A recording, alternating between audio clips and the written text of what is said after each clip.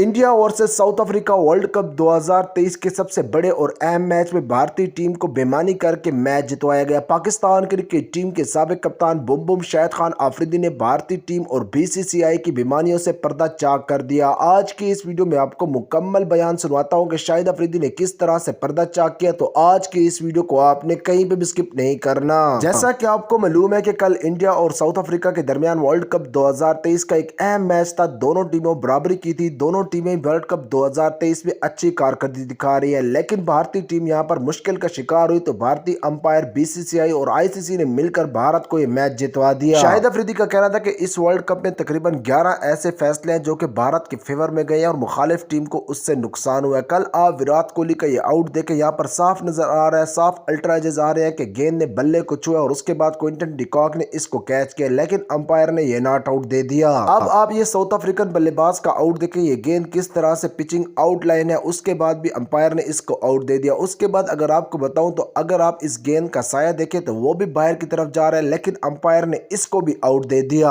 अब बीसीसीआई ने अपनी टीम भारत को मैच जितवाने के लिए वर्ल्ड कप 2023 में 11 बड़ी बीमारियां की और कैमरे की आंख ने उनको पकड़ लिया, लेकिन आईसीसी को ये बीमारियां नजर नहीं आ रही थी। शाहिद अफरीदी का कहना था कि आईसीसी और बीसीसीआई मिलकर इस वक्त चाहते हैं कि वर्ल्ड कप 2023 की चैंपियन भारत बने।